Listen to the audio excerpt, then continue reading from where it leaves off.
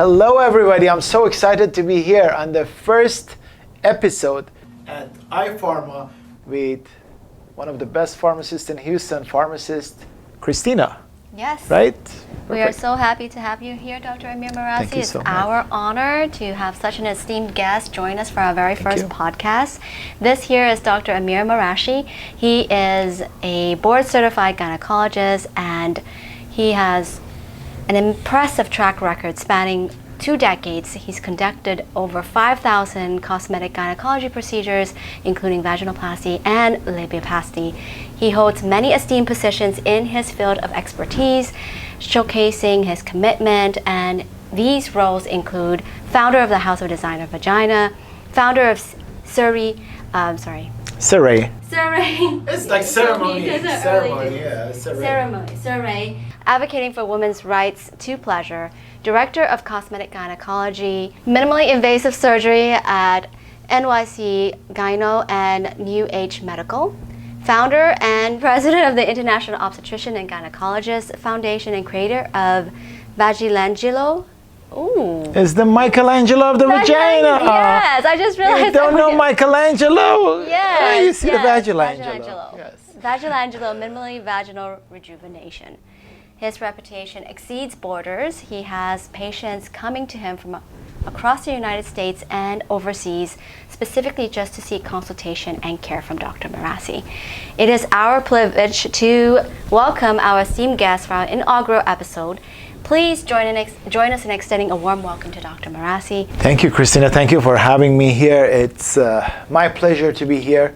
Some of you might have heard of my podcasts or episodes. I go on many podcasts. When they asked me to come here for the first podcast, I was very excited. First of all, for iPharma to have a podcast, and second thing, because I really believe in what they are doing, and I like the way they are working with my patients. And they give them the service that patients are deserved. You know, you can probably tell from, I do many surgeries, and of course, we always need to get medication for patients. I need to get hormones for my patients. I need to get pills, creams, compounds, everything that I need. And it's always a hassle. I work with so many pharmacies. I work in Dubai, Miami, New York, Houston, I've done some stuff in LA, we go every now and then. All these places, you send the prescription to pharmacy, and then the patients start texting you, and my patients all have my number. Text me, call me, Dr. Marashi, they said this is not covered. Dr. Marashi, what do I do if they say I give you something similar to it?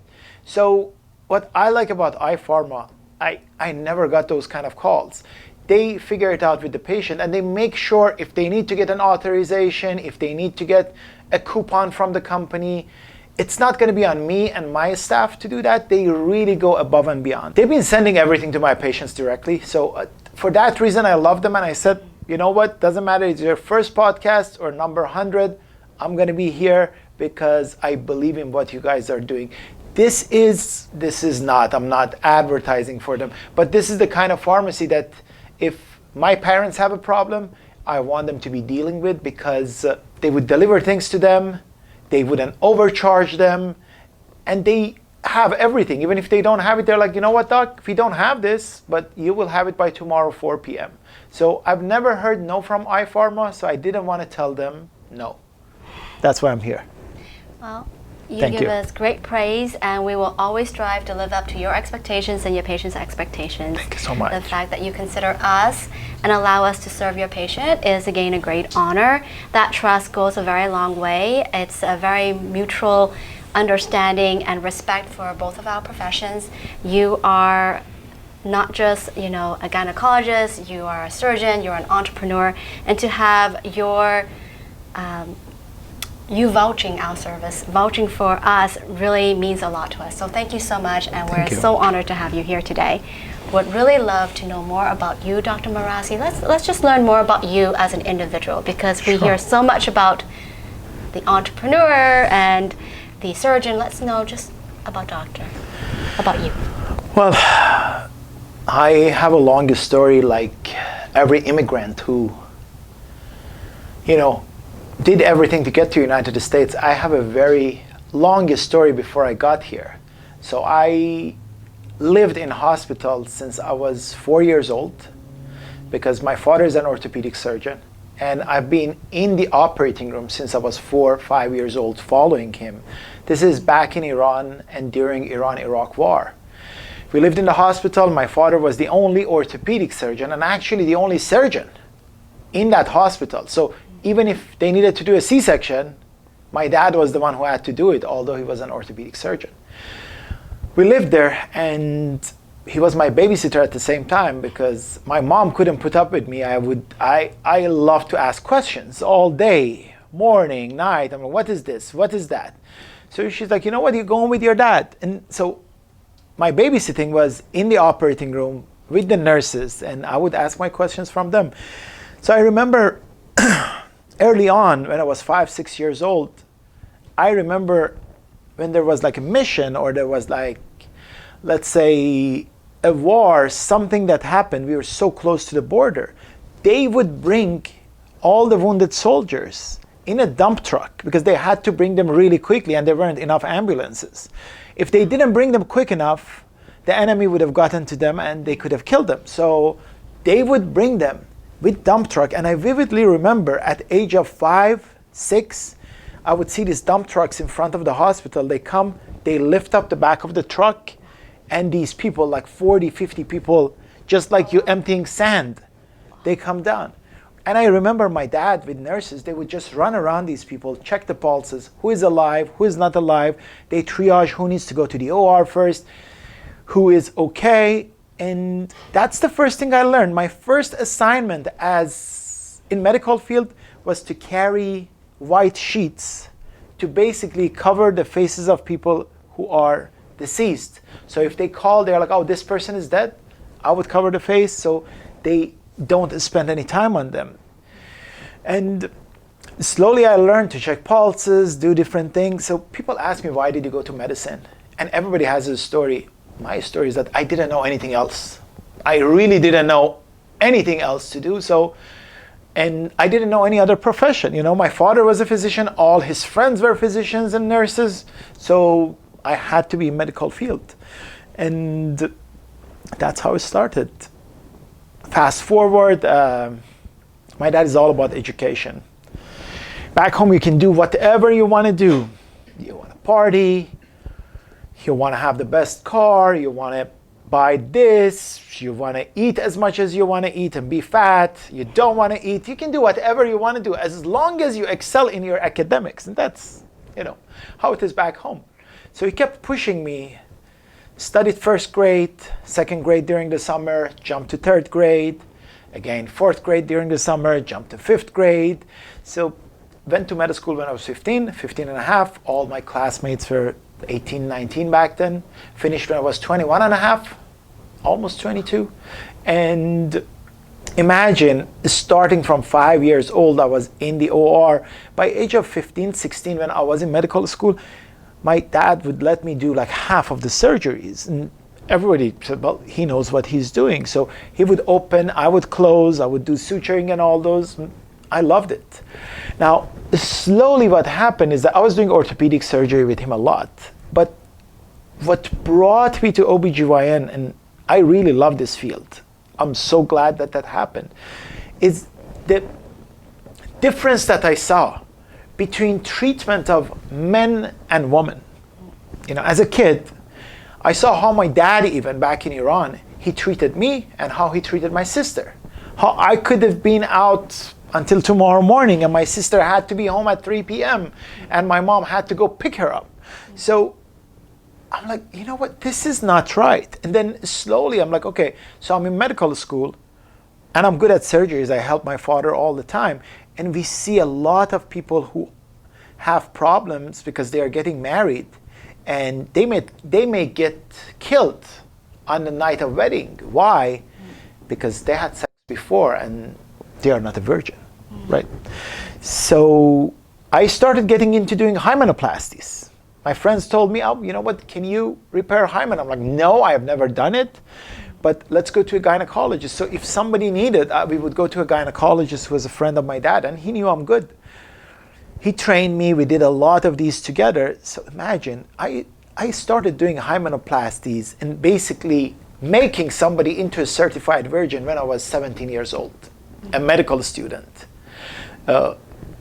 If I was in the US, probably I couldn't even drink alcohol back then, but I'm fixing hymens. And it was so controversial because a lot of my friends told me, they're like, you know what, you are lying to the guys. You know, this is not right what you are doing. But to me, I thought I'm doing the right thing.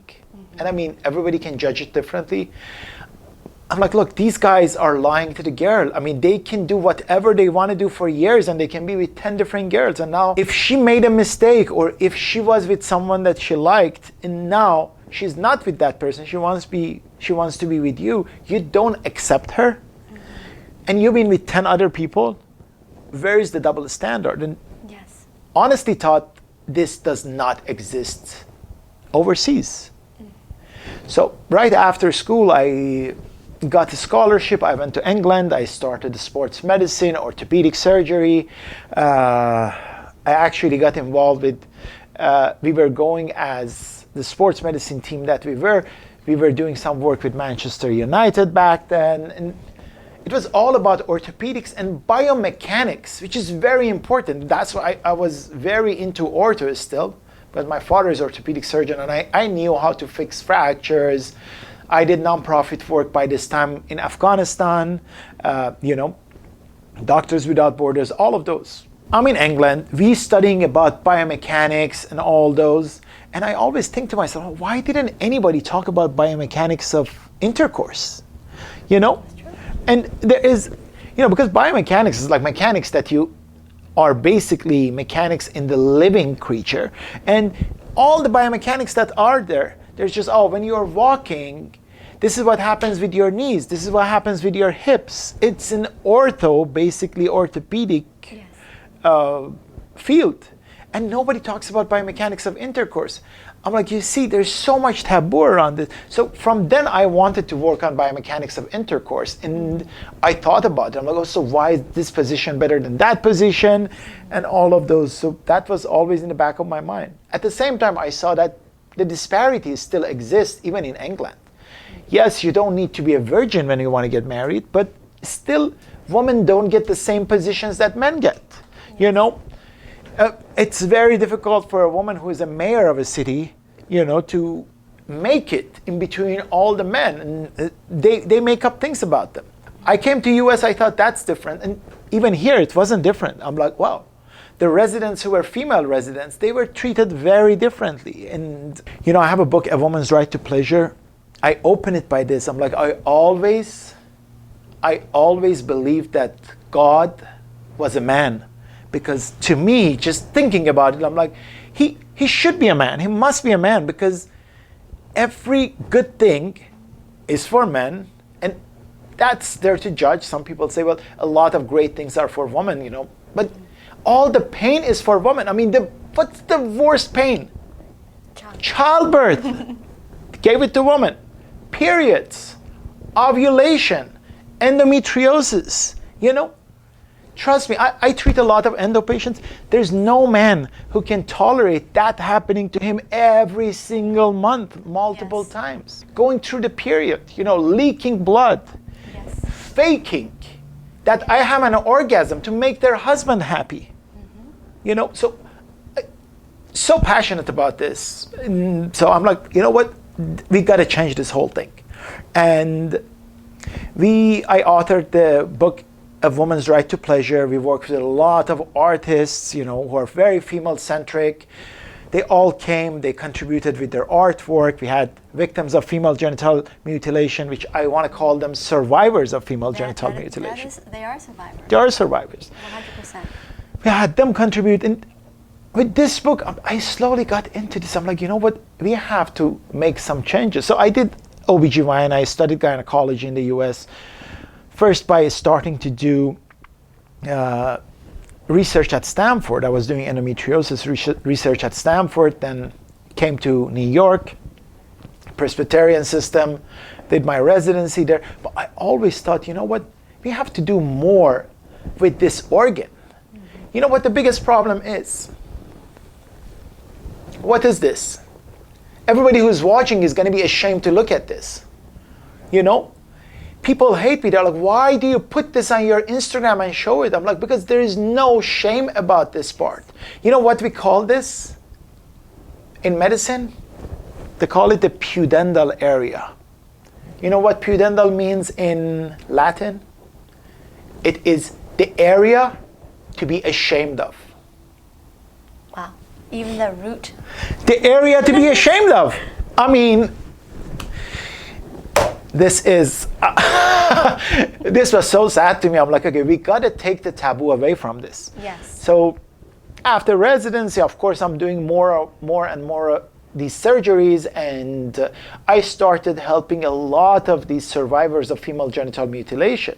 You know, they had their clitoris cut because they want to make them into baby-making factories. They don't want them to experience pleasure.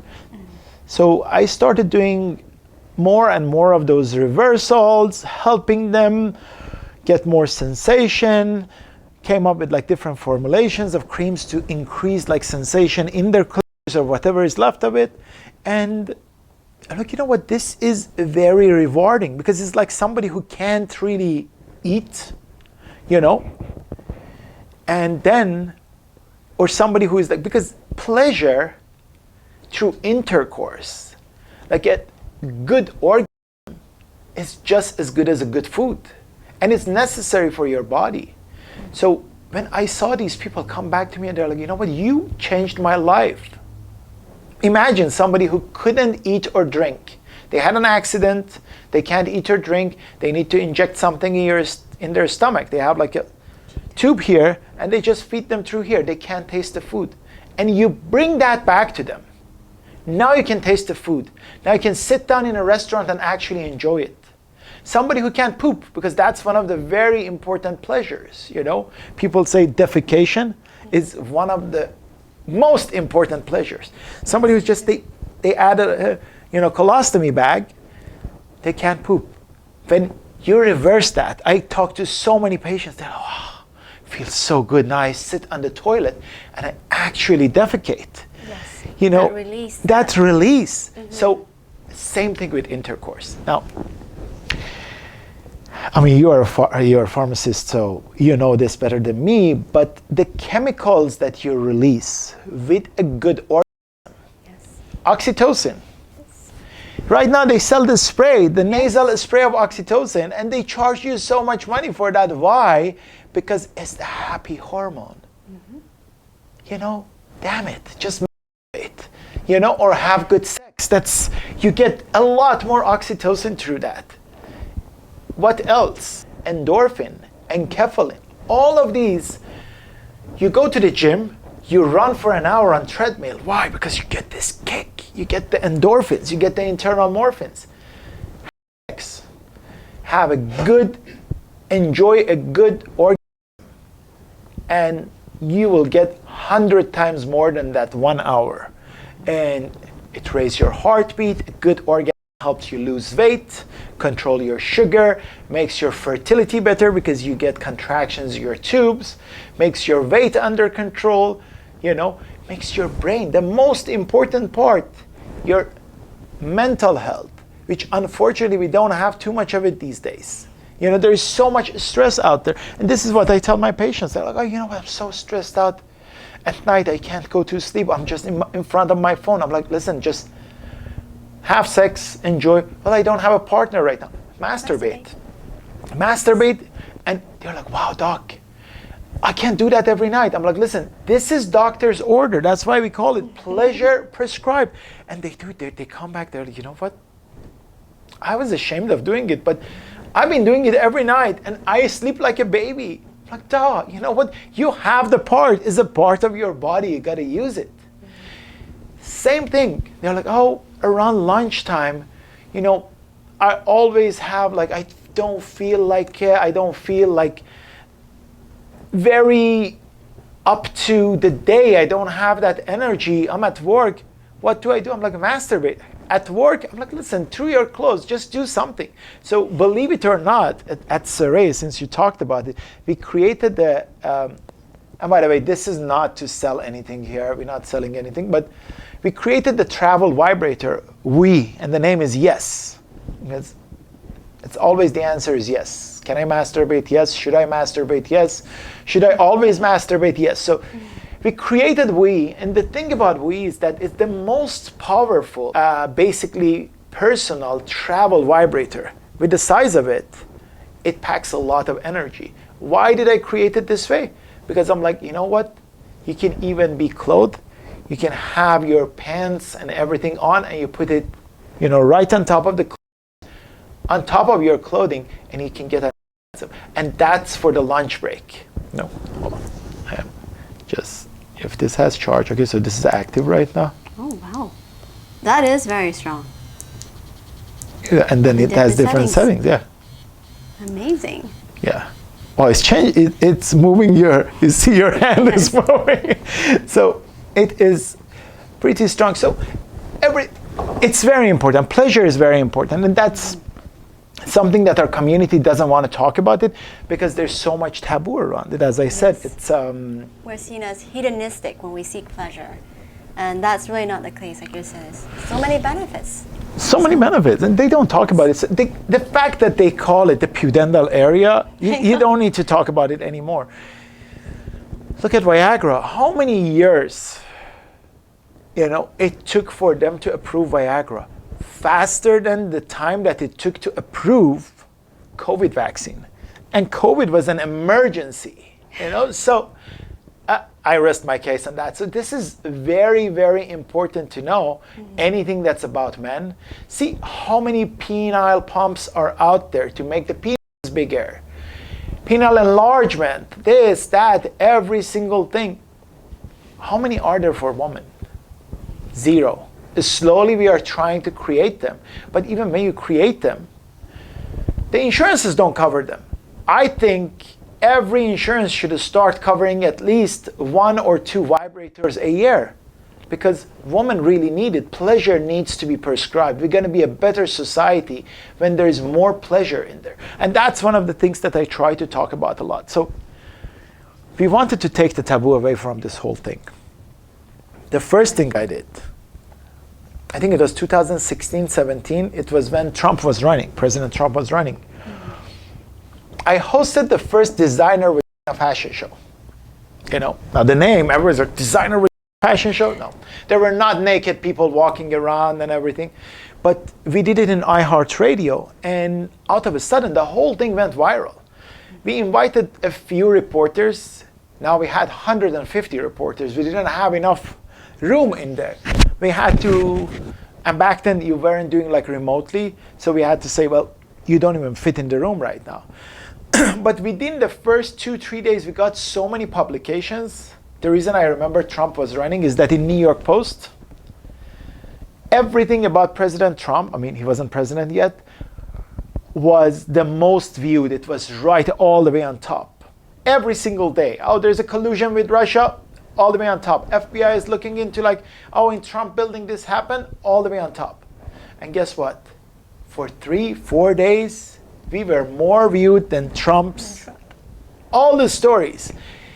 It was because it was very, unique, and it was important for people to see something like this exist. And then slowly we started being able to talk about it. Different reporters started coming to talk to me about it. And they're like, why do you do this? You're trying to get more patients? I'm like, listen, if I want to have patients, I'm booked. I'm solidly booked for the next 2 years. Right now, I have patients in Dubai that they've been waiting for me for the past 3 years. Since COVID, I haven't gone back. In New York, I have patients who are waiting for me. They're like, oh, just come back. They are ready. They even paid the deposit to have surgery. That's not the reason we are doing this. The reason we did the designer fashion show is to create something very loud to take the taboo away from this topic. I wanted women to come talk about their experiences. I brought somebody who had 4 kids. And everybody told her, she's like, oh, I have this symptom, I have that symptom. I don't get pleasure anymore. I can't have the lights on. When I have intercourse, I hear, my vagina sounds like, I fart. That's exactly what she said. All of these things, I feel like gas coming out of it. And I tell my doctor, oh, well, this is normal. This is wear and tear. It happens with like having a baby. And her mother told her, well, I was the same way too. You know what? You go into menopause, things going to become normal. And I told her, no, this is not normal. You can get fixed. We got to fix this. And I fixed her. And she came and she talked about her story. There was another lady who is like, I was always ashamed for the lights to be on because I didn't feel comfortable with, my labias. And they were too long. There was this, that, and she had some other issues. And after this, I'm so much more comfortable with my sexuality. We talked about all these stories. And slowly, people are like, oh, there's no taboo around this. We started normalizing it because I think whatever you can do to make women talk about this more openly and just for them to have more pleasure and for it not to be only about the guys. Yes. Because, you don't want... This is what my mother probably told my sister, and a lot of mothers told their daughters. They're like, listen, make sure he's happy. You know what? I don't get orgasms every time I have sex with him. It's normal, all women are like this. It's just like, oh, period pain, it's normal. We all go through the same thing. It's not normal. Come on. So this is my mission. And that's why I love to come to these podcasts, because every single person who hears about this is going to talk to 5 more people. Yes. And spread the word. You got to spread the word. And I really appreciate you guys for putting this whole thing together for me to be here and talk about it. I talk too much. Now it's your turn. No, that's amazing that you're spearheading this. You're very right. The taboo does exist, even in the modern society like ours. And, when you want to talk about your pleasure as a woman, when you want to say my pleasure is just as important as my partner's pleasure, and it's intimacy should be a two-way road and not just for him or whatnot, you're viewed as being, like I said, very hedonistic, that you're not valuing the intimacy and you're only there to seek the pleasure. No, us women, we value the intimacy. Yes, we do. It's important who our partner is. But at the same time, we also want it to be a very rewarding experience, and we want to enjoy, that experience with our partner. So the fact that you're bringing light to this, I know very much in my culture, you don't talk about it. It's not about your pleasure. It's about procreation. It's about building a family. It's about your husband's pleasure. And it becomes a responsibility and a chore, and it should not be. So I'm so glad that you're bringing light to this situation. We start a conversation is how we remove the taboo, and that's what you did with throughout your career, and with making it a loud statement for women and standing up for women. And the fact that a man is standing up for women speaks volumes. So thank you so much. Thank you. Thank you. I appreciate that. Yes. I have a question for you. Yes. Okay. This is an important question. Hold on to this. What does this look like? It looks like a penis. Say it loud. It looks like a penis. It looks like a penis. Yes. And guess what? For the past 28,000 years, they've been making toys that look like penis.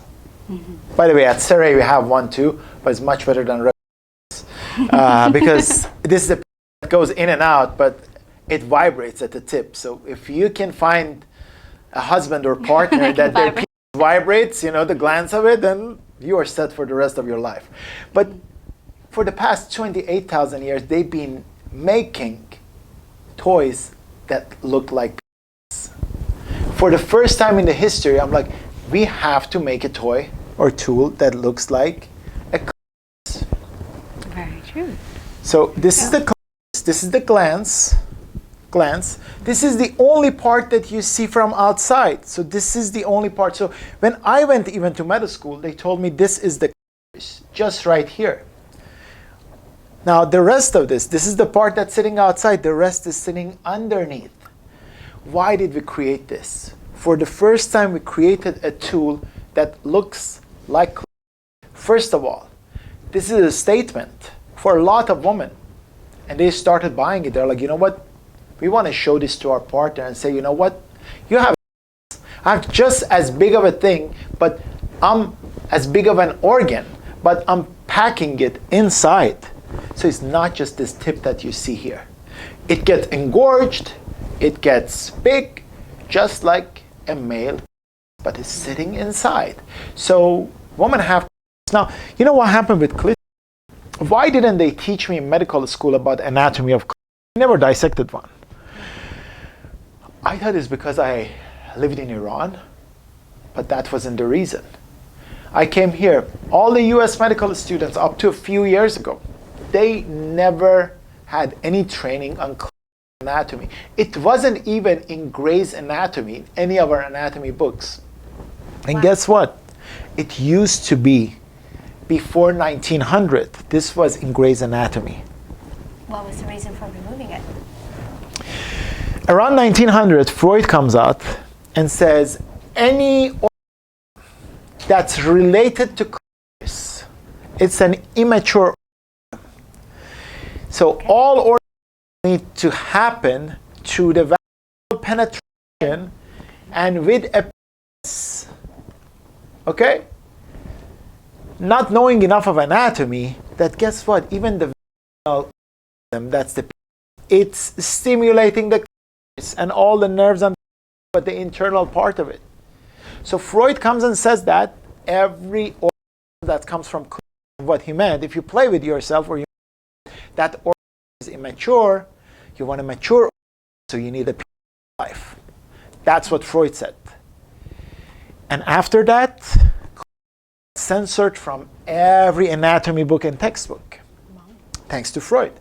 Recently, thanks to us and a lot of people who've been active, the anatomy of coming back to all the medical books and textbooks.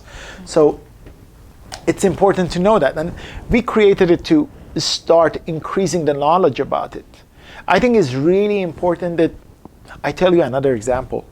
Before any surgeries you do, you want to do an operation on your nose.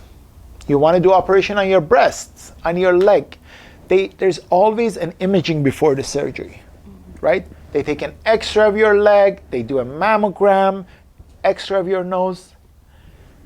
Never, ever, they are doing X-rays or ultrasound of, I mean, a few people here and there did it, but all these labioplasties that's happening out there, nobody's really doing imaging of the when they do reduction. And that's why, unfortunately, 50% of my labioplasties are to repair a botched labioplasty or somebody who lost their nerves or something like that happened. Very unfortunate. Because of that and because of the patients that I have, the survivors of female genital mutilation, we came up with a procedure called clitogram. So we actually do an ultrasound of the clitoris. It's always with me. I have my sonogram probe. I have my computer. I just connect it. I do a quick ultrasound before any procedure we want to do, and we map it. We map the vessels, and that's why when we do a, let's say, labioplasty, the blood loss is 0 to 1 cc's. Wow. Most people say, oh, we lost like 500 cc's, 300 cc's. No. Literally, you don't see any blood because guess what? You can map it. You know where the vessels are. Mm-hmm. Go around them. So that's very important. But people didn't care that. Oh, we just cut it. We stitch it. It's a procedure that you get money for it. It's not even covered by insurance. So we started training doctors. You know what? You need to do the ultrasound. So I do a lot of training. But I want to tell you how clitogram helped me. I said, okay, it's very difficult to know what's working in sexual medicine for women and what doesn't. Because what's happening is that, let's say me and you want to do a research to see if Viagra is working, right? We bring 10 men here, line them up, get them naked, give them 50 milligram of Viagra, turn on some here, and you're going to see how many of them get erection. Yes. Super easy. Can you do this for a woman? No. Can you ask them out during how many times you got them? They tell you something Maybe they did, maybe they didn't. You can't show it. So I'm like, let's do this. I want to see all these gels that are out there. And they claim that it makes better and all of it. Which one is working? Which one is not working? So we started doing program before and after that. And we see which one is actually working. Which one is going to increase the blood supply and make engorged. For the first time, we actually have a term, we call it CEL, erectile length. Nobody's ever done that. For the penis, it exists. Penile erectile length, of course. Even guys in high school, they know that because they measure their penis erected. And mine is 8 inches, yours is like 3. But for women, it never existed. So, erectile length. And you can do with different things. You watch, have intercourse, you look at it, and you can substantiate. Why didn't we do research on women to help them make their sexuality better? Because nobody cared about it. But we started doing this, and I'm not going to stop. You know, I have a partner that we work together at Saray together, Dr. Lovey.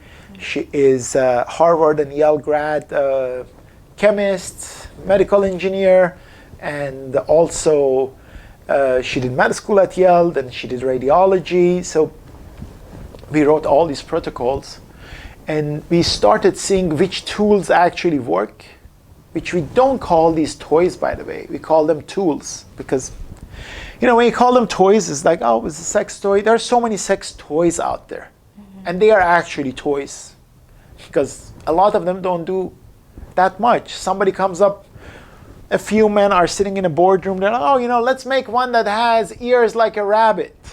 Now let's do one that looks like a squirrel. I mean, if you go out there, there are like toys that look like frogs and ducks and everything. They dime a dozen. But we wanted to do research and see which one is actually working and anatomically which one is working. This is my spellbound. I said, for it to work, I want to stimulate the entire complex. So I want to stimulate the inside and the outside. So this part goes in, and everybody's vaginal angle is different, so I can change it. Oh. And depending on who's using it, they conform it to their own body. They put here, so this is stimulating the internal part of the ears, which, by the way, there are 12,000 nerves sitting in the front wall of the ear. So this is stimulating that. This one goes on the glands. And guess what happens? They get the of their life. I mean, I get text messages and direct messages on this almost every single night. People are like, oh, thank you for designing this. And as a gynecologist, I'm like, listen, there needs to be research behind this. We got to make sure it's working. One of the things we didn't want to do, I didn't want this to be just a suction. Because when you start sucking, it's like the baby who keeps like sucking on the nipple becomes red and stimulated. So we wanted this to be an air pulse, right? So, and blow. So we slowly go back and forth, so it does not really irritate the clitoral glands. And so everything, we actually, the gel that we created, we went through 70 different formulations. I mean, you're a pharmacist, you understand. Most of these gels out there, the base is L-arginine. Yes. Brings a lot of blood supply. Mm-hmm. And believe it or not, nobody ever thought of this because they didn't care probably. You know, in some people, 15 to 20% of people, they cannot turn L-arginine into L-citrulline. Oh, did anybody make anything with L-citrulline? No. Yours truly did. So we actually... no need to convert that pathway. But no, so you don't need to. So some people, if you don't have the enzyme to convert it, you just use the one. And the thing about the gel is that it works, but it doesn't irritate you. And then we wanted it to be the same pH of the vagina. We don't want you to come back with yeast infection, bacteriosis. We went through 70 different formulations because it's not just, oh, let's mix L-arginine and L-citrulline. How do we want to deliver it? How do we want it to get really absorbed? How do we want to make sure it doesn't leave like residue? It doesn't cause like other problems. So we had to change the formulation many times. It's a patented formulation, so don't try to mimic it because you can't. But she's thinking, she's like, let me see. I'm sure you make better than that. But and I love the fact, they know I make this gel, but I know they make so many other things that are amazing, and that's why we can work together. I don't make my own hormones. I don't make, a lot of medicine that I get from them. But this is something I really believe in because we do ultrasound studies and we show before and after. We just had 5 more people who went through it. They did before and after, and the results are amazing. And this is the only way. You have to have images in front of you. You can't be like, 5 people said yes, 5 people rated it like 10, 5 people rated it like 8. That doesn't work. Different people think differently. And depending on how you ask the questions, they are going to answer differently. You need to have the science. You need to show that on the paper. I hope more doctors start doing these researches because it is important. It's important for quality of life of women.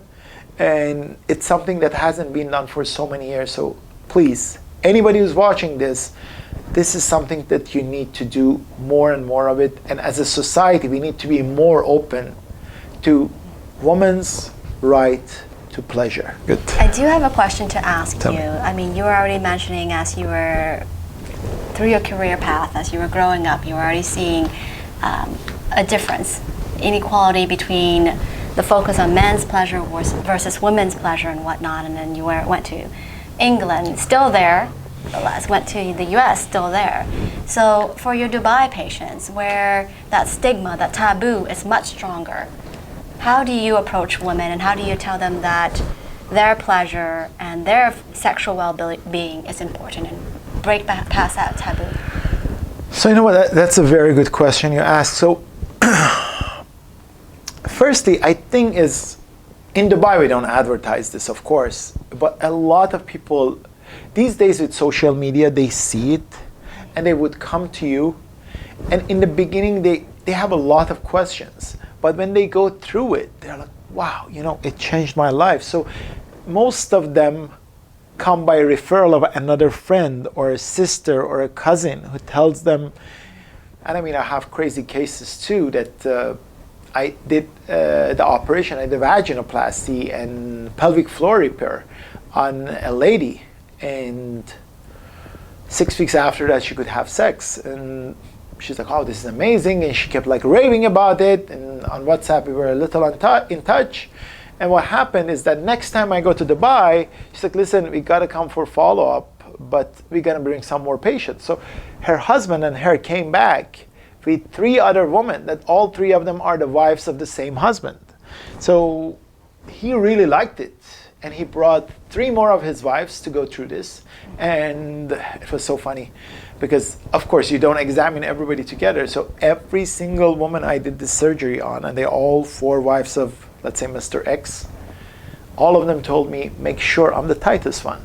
And I'm like, sure. So, but this was a very good story. But there is, when you start talking about it, and that's why social media is important. That's why these podcasts are important, because people are listening to it. And you see a lot of cover up and people under burqa and all those things in Dubai. But at the end of the day, they are women too. They want to enjoy. And when they see the opportunity there, they all come. I have a lot of patients from different Muslim countries who are probably, we think they're the closest one. They direct message me, we hope one day you come to Indonesia. We hope one day you come to Egypt. We hope one day. And you know what? It would be my honor and my pleasure to be able to one day go. And that's why, because one person can't do this, we are trying to train more and more doctors to be a part of our team. And they can go to different places. As a gynecologist, when you go to GYN residency or plastic surgery, you don't have a formal training on labioplasty or cosmetic gynecology whatsoever.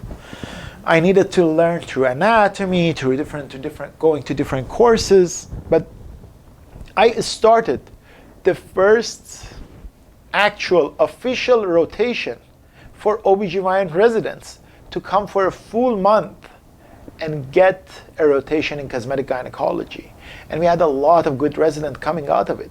Because look, as an OBGYN resident, we all know people who even gave birth, they know their OBGYNs probably most of the time either on labor floor, they are so busy they don't get to practice these things. Same thing happens in residencies. No residency program wants to spare their resident for a whole month to do cosmetic gynecology rotation, but some very smart program directors, they agreed to that, and they started sending their residents. And it was great because, first of all, I was talking to these younger people and I tried to contribute to their path. And second thing, now we have more people who are learning and who know these from the get-go. And we get a lot of doctors come to me to get trained, on different procedures, especially on our Michelangelo procedure, which I created a few years ago, and it's going crazy because recently, the past year, I performed it on a few very high-end celebrities and actresses, and they don't talk about it very loudly. They don't put it on social media, but they sent a lot of people who are close to them to get it done. Word of mouth. And it just now so many doctors are asking me, oh, we want to get trained on it. And it's a patented procedure because it's very specific the way we do it. It's done in the office, less than 20 minutes, very quick. And it doesn't cost, it costs like 1/3 of a vaginoplasty. So you actually sent medicine for some of my patients for that. So okay, so that's what the care package. So yeah, the care package you send it. So that's the thing. It's just, so now doctors are being asked, oh, what is this Michelangelo? We want to get it done. So they want to come get trained with me, which is very good because I think more physicians need to do these procedures with training. Yes. Don't just do it because you are like, oh, it's easy, we put a couple of stitches. No, it's not going to look good. It's not going to feel good. And it's not going to work good. What's very important about this organ is that, yes, it's cute, as the vulva, it feels really good when you have sex with it. I'm telling men. But it has a function too. So you got to make sure you preserve the function or you make it better. You don't want to botch it. You don't want to do something that the woman comes to me and be like, oh, you know what, I had this surgery and it looks really good, but I can't even have sex. It feels like sandpaper. Or I have sex, but now I have pain on this side. Or now I have sex and it's always dry because you didn't think about function. This is not somebody's breast that you're like, oh, you know what? Instead of a B cup, let me put a C cup. It's going to look bigger. Well, maybe they get a little bit of back pain, but they want this look. This is not something that you make it for a look. The function is very important because it's a very important organ. Vaginas are very important. We all came out of one. Yes. And most of us, all our life work to go back in one. So they are very important organs. So yes. Please treat them respectfully and gently. Thank you.